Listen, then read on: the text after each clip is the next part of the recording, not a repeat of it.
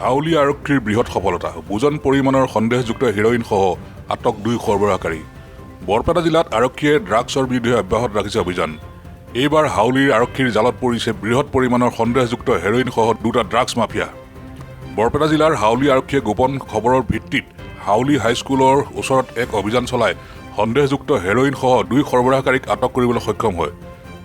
ধৃত কুখ্যাত ড্ৰাগছ সৰবৰাহকাৰী দুটা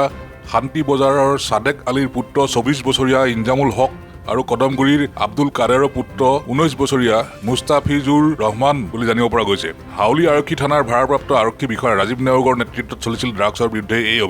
অভিযানকালত সন্দেহযুক্ত হেৰইন ভৰ্তি প্লাষ্টিকৰ 7টা কণ্টেইনাৰ জব্দ কৰে আৰক্ষীয়ে জব্দ কৰা কণ্টেইনাৰ কেইটাত 1.51 গ্ৰাম সন্দেহযুক্ত হেৰইন আছে বুলি জানিব পৰা গৈছে উল্লেখ্য যে ইনজামুল হক আৰু মুস্তাফিজুৰ ৰহমানে অঞ্চলটোত দীৰ্ঘদিন ধৰি চলাই আহিছিল মাৰাত্মক নিষিদ্ধ ড্ৰাগছৰ বেহা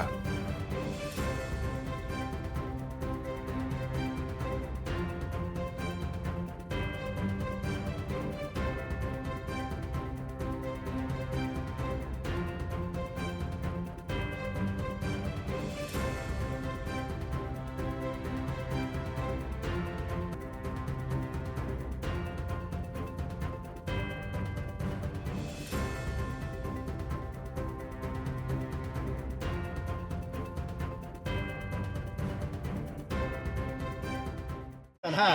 তাতে সদায় তাতে সিহঁতে 10 ল'ৰা সিহঁতে আৰু সিহঁতে তাতে অনুষ্ঠান হা হাউলি হাইস্কুল সিহঁতে তাতে সেই ড্ৰাগছ বিক্ৰী কৰে আৰু খায় তাতে ইয়াত কি ধৰিছে হা ইয়াত কি ধৰিছে আৰক্ষীয়ে আৰু সেই 2জন ল'ৰা ধৰিছে আজি দেখা পাইছে এতিয়া আৰু কি পাইছে লগত লগতে ড্ৰাগছৰ হেৰি পাইছে কণ্টেইনাৰ কণ্টেইনাৰ পাইছে তাতে বহুতটা আছে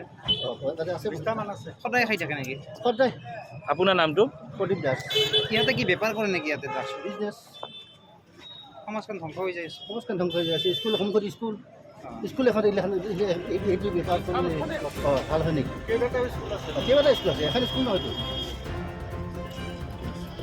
বৰপেটাৰ চেঙাৰ পৰা লাচিত বয়ানৰ ৰিপৰ্ট E24 লাইভ ব্ৰেকিং